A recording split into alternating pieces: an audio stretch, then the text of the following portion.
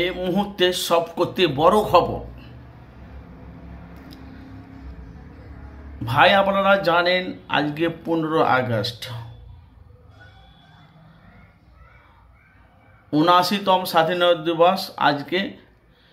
তো এসেছি ভাই, আজকে এমন একটা ভিডিও নিয়ে এসেছি, আপনারা আজকে আশ্চর্য চলে যাবেন। আজকে শুক্রবার ফুরফুরা শরীফে আব্বাস সিদ্দিকী ভাইজানের বাড়িতে উনি আজকে পতাকা তুলেছে ঠিক 10টার সময়। তার সাথে সাথে উপচে পড়া হাজার হাজার মানুষের ভিড় আব্বাস সিদ্দিকীর বাড়িতে, যেহেতু আজকে শুক্রবার। মূল হলো ভাইজান, আজকে কিন্তু নওশাদ সিদ্দিকী ভাইজান কিন্তু ওনার বাড়িতে আজকে ছিলেন না, আজকে উনি ছিলেন ভাঙড়ে। কেনা ওখানকার এমএলএ বিধায়ক, আপনারা জানেন। তো ভাই আপনারা জানেন যে আমি মানুষের কাছে সত্যটা, বাস্তবটা মানুষের কাছে আমি তুলে ধরি। তো আজকে স্বাধীনতা দিবসে 15 আগস্টে আগামী কালকে আমি আপনাদের কাছে একটা সে ভিডিও আমি আপনাদের কাছে তুলে ধরেছিলাম। তো আইএসএফ টেক্কা দিয়েছে তৃণমূলকে, টিএমসিকে। আজকে যেহেতু আজকে আপনারা 15 আগস্ট, আজকে আপনারা জানেন যে আর নওশাদ সিদ্দিকী যিনি ভাঙড়ে, উনি কিন্তু ওখানে আজকে পতাকা টেঙেছে জানেন। একদিকে শওকত মোল্লার বাহিনী আর একদিকে নওশাদ সিদ্দিকীর বাহিনী, ভালো করে বুঝবেন কথাগুলো। শওকত মোল্লার গাড়ি প্রায় 3 থেকে 4টে গাড়ি, আর ওনার বডিগার্ডটা আপনারা জানেন। তার সাথে সাথে নওশাদ সিদ্দিকী যে আপনার গাড়িটা চেনেন, যেটা এমএলএ লেখা আছে সামনে কালো গাড়িটা, ওটা নওশাদ সিদ্দিকী ছিলেন। তার নওশাদ সিদ্দিকী বডিগার্ড তো আপনারা দেখেছেন। তো দুই দল একদম সেম টু সেম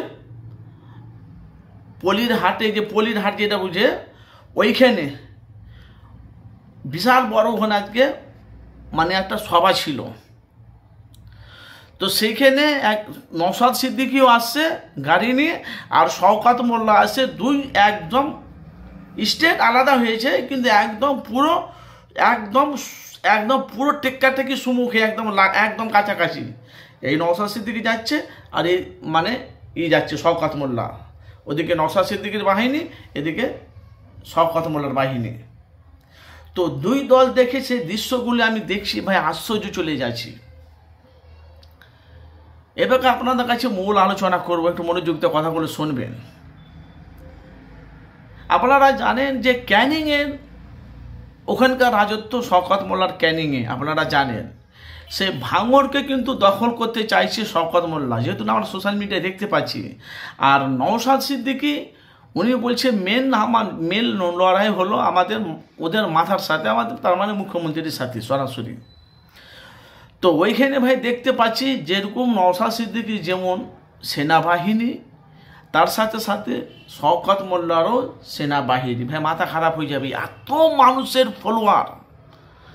আমি বলতে চাইছি ভাঙড়ে যদি নওশাদ সিদ্দিকীর যদি অত ফলোয়ার যদি হয়, আইএসএফের ফলোয়ার, তো ওইখানে শওকত মোল্লা এত ফলোয়ার কেন, ভালো করে বুঝবেন। আর সেই নিয়ে আমি মানুষের কাছে, আপনারা জানেন যে মানুষের কাছে আমি সত্যটা মানুষের কাছে তুলে ধরি। তো দেখতে পাচ্ছি ভাই যে এখনকার মিডিয়াগুলো মানুষের কাছে সত্যটা, বাস্তব ফুটেজটা মানুষের কাছে তুলে ধরছে। তো ভাই কি বলবো, উপচে পড়া মানুষের ভিড়, যেরকম নওশাদ যেরকম আইএসএফে যেরকম সাপোর্ট করে, যারা আইএসএফের কর্মী, আর যেরকম শওকত মোল্লাকে যেমন সাপোর্ট করে, যেমন মাটির মানুষ যেমন তৃণমূলের কর্মী, উপচে পড়া কয়েক লক্ষ মানুষ আর জামায়াতে জড়ো হয়েছে ওইখানে পলিরহাটে। তো ভাই এত কি বলবো, আপনি কি বলবেন, সেই দৃশ্য নওশাদ সিদ্দিকী আর শওকত মোল্লা একদম কাছাকাছি। আর স্টেটে নওশাদ সিদ্দিকী বলছে আমরা এখানে স্বাধীনতা দিবস আমি পতাকা তুলতে এসেছি, তো আমাদেরকে শেষ করতে দাও, তারপরে তোমরা ডিজে ফিজে গান যা বাজবে। সেটা নওশাদ সিদ্দিকী ডাইরেক্ট বলছে। আর বলছে ভাই আমরা তো ছোটোখাটো দল, আমাদের চেলাপুটি কম আছে, আর ওদের তো দল বেশি, ওইলে ওরা ডিজে ভিজে লাগাইছে, বলতে আমরা তো ওসব করতে পারবো না। তো একটু তোমার মাইকটা বন্ধ করো, তারপরে আমরা এটা করে নিই, তারপর জনগণটা করে নিই, তারপরে তোমরা করবে। সেই দৃশ্য ভাই কি বলবো, মাথা খারাপ হয়ে যাবে ভাইজান। কেন শওকত মোল্লা সেনাবাহিনী বেশি, তো এক তরফ থেকে ভাঙড়ও আছে, আর এক তরফ থেকে ক্যানিংয়ে। আর আপনাদের মূল্যবান মতামত জানাবেন। তো আগামী দিনে 2026-এ বিধানসভা ভোটে নওশাদ সিদ্দিকী ভাইজান জয়ী হতে পারবে ভাঙড়ে, না শওকত মোল্লা পরাজিত হবে, না নওশাদ সিদ্দিকী পরাজিত হবে? কে পরাজিত হবে? আপনাদের মূল্যবান আপনারা মতামত জানাবেন। যেহেতু আজকে 15 আগস্ট, আইএসএফ টেক্কা দিয়েছে তৃণমূলকে, আর শেষ সময় জেমের সময় শেষে যেমন শেষ সময় যাবার সময় দুজনে একদম টেক্কা টেক্কি একদম লাগালি একদম, বুঝতে পেরেছেন? ইনি আইএসএফ করেন, ইনি আইএসএফের চেয়ারম্যান নওশাদ সিদ্দিকী, আর উনি তো ভাঙড়ের তৃণমূল, আপনার ক্যানিংপুরে তো শওকত মোল্লা তৃণমূলের আপনারা তো ভালোভাবে জানেন। তো ভাই বলা বলি কথা, 2026-এ ভাঙড়টা কার হাতে আসছে? শওকত মোল্লার হাতে আসছে না নওশাদ সিদ্দিকী কার হাতে আসছে? আপনাদের মূল্যবান মতামত জানাবেন। দেখলাম ভাঙড়ে যেরকম নওশাদ সিদ্দিকীর যেরকম সেনাবাহিনী, শওকত মোল্লার সেরকম সেনাবাহিনী। তো 2026-এ কে পরাজিত হবে, কে জয়ী হবে? আপনাদের মূল্যবান মতামত জানাবেন।